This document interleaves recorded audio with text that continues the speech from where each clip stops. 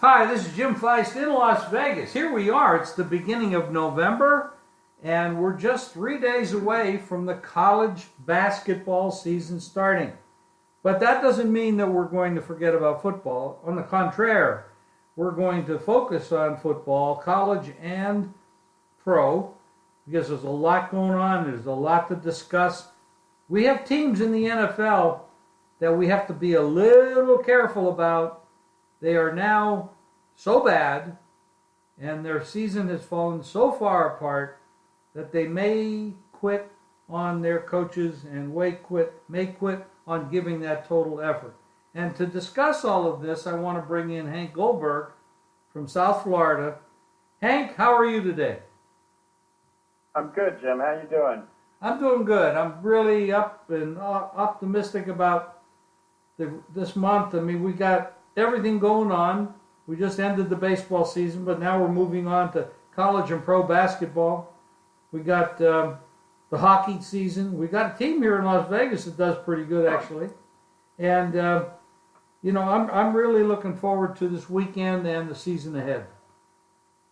Michigan State. Okay. They're loaded. Is that a secret, or does everybody know it? I don't know. I haven't asked everybody. Well, our job every day, and you know it and do it very well, is beating that point spread. So, the thing about... I'm not talking about football, Jim. I'm talking about basketball. I know that. I know everything that's going on with Michigan State. I mean, good coaching, good recruiting. They're prepared well.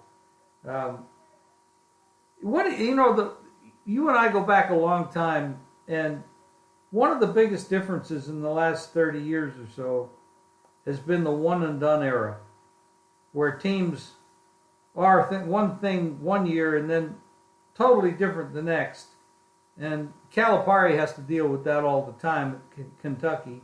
Happens at Duke and other places too. But you're not looking at the same club, and then you have to worry about the teams gelling and the players gelling and all that stuff. I like to focus on the smaller colleges where that doesn't happen.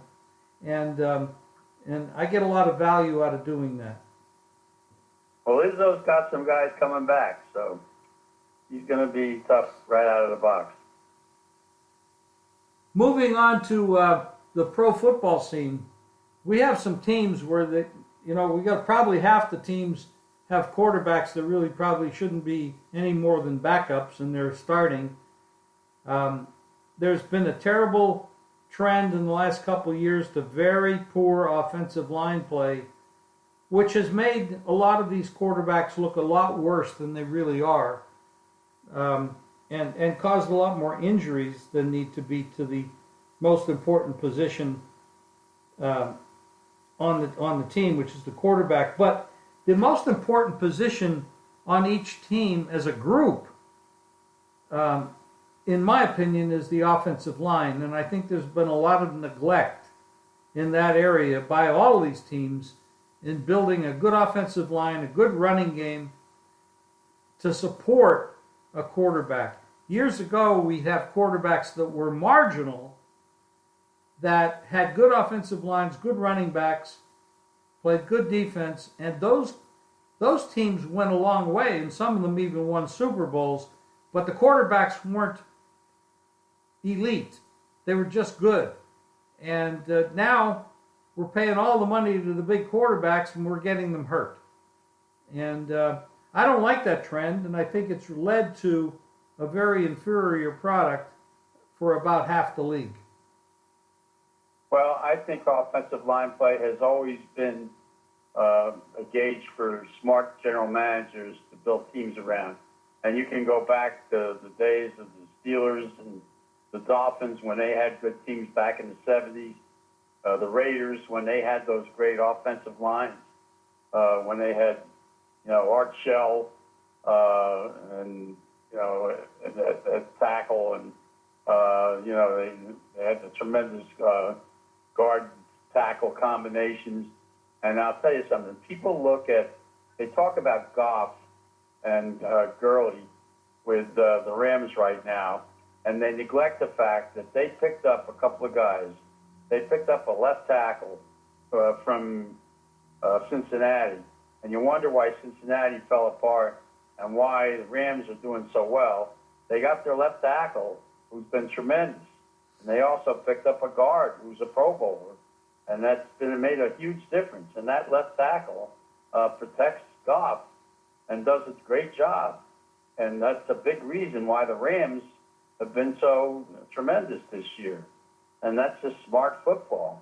And you look at what's happened to the Giants, and one of the reasons why they're doing so poorly is their offensive line play.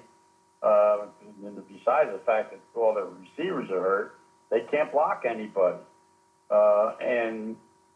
You look at the teams that have trouble protecting their quarterbacks, and that's why so many quarterbacks are going down.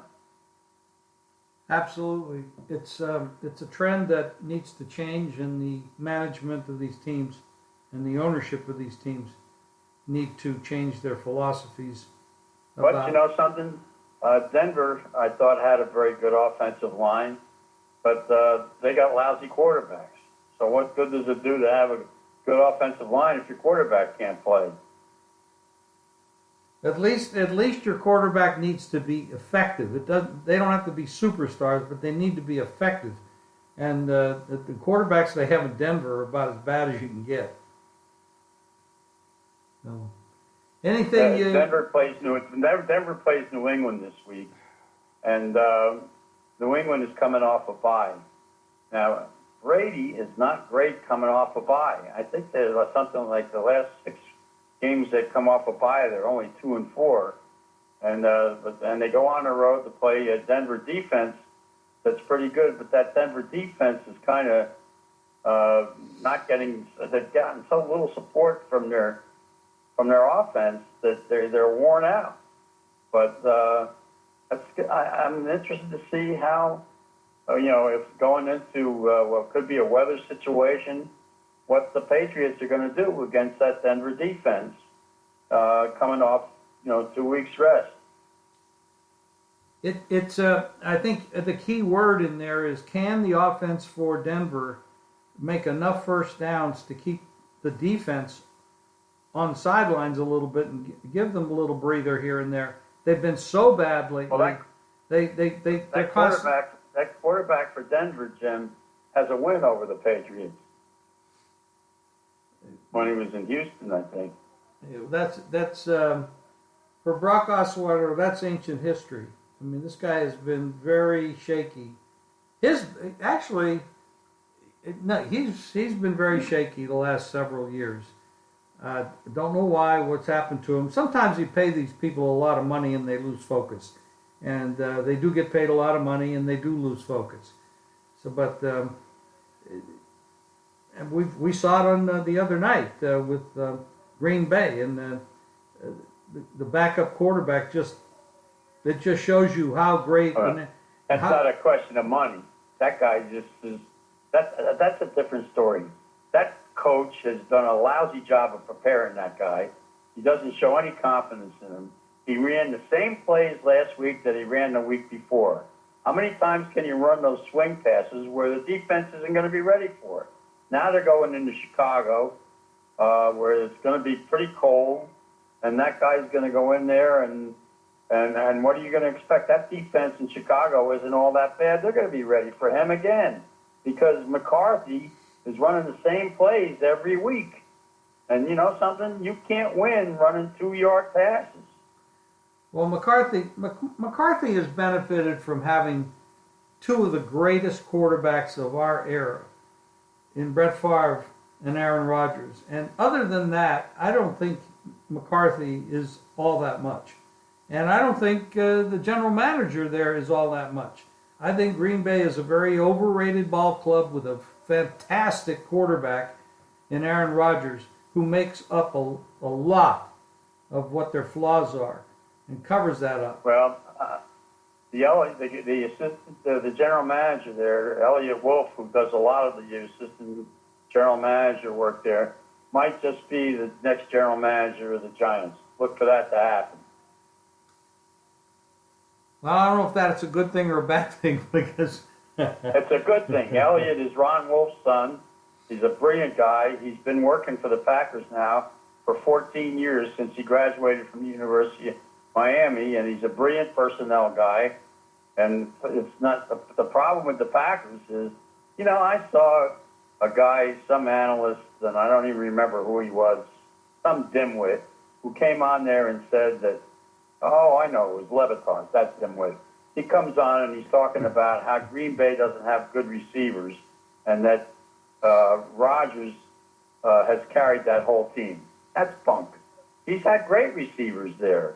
And, you know, they had good offensive line play. You talk about offensive line play. When that offensive line is together, they're good. Now they've lost their left tackle again. Beluga's out for the season. And so, you know, when they had all the, you know, they haven't had their offensive line together all year until last week. And, you know, they've had difficulty running the ball.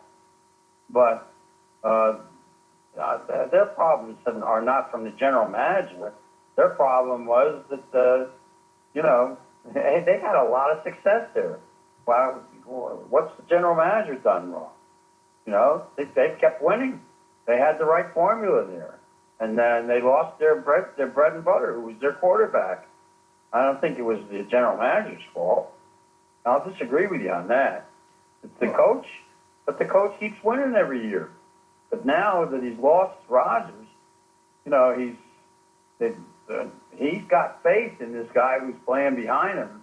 If they, you know, and why would your priority be to go out and find a quarterback when you got a guy who's headed for the Hall of Fame? And by the way, that general manager's father was the guy who made one of the great deals in history when he went out and got Brett Favre. well, I can point out some flaws on Green Bay that I don't like, and I don't think it really leans just to the coach. Although I'm not a Mike McCarthy fan, but anything you want to talk about, Hank? We're running pretty long on this for today. Anything for the football week that you want to discuss?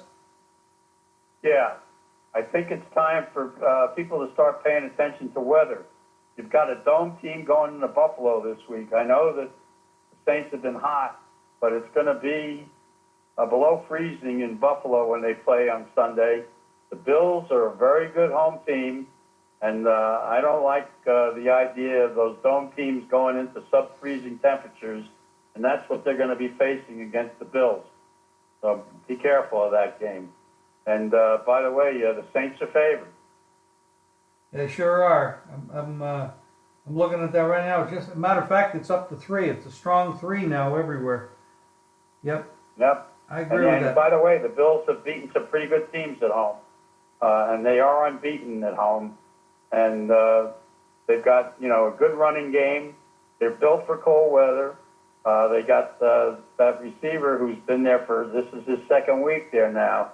And I know the Saints defense is playing very well, but Drew Brees going into the wind chill up there, look out.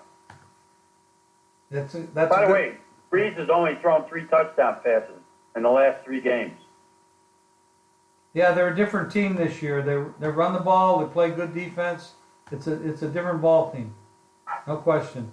Hank's plays in mine as well at jimfeist.com. We're going to have a big card this week, and we will talk to you again in a couple days. Thank you, Hank. Hey, by the way, Notre Dame only given 3 to the University of Miami. I love the Irish. All right, there's another tip for you guys. Thanks, Hank. Okay, thank you.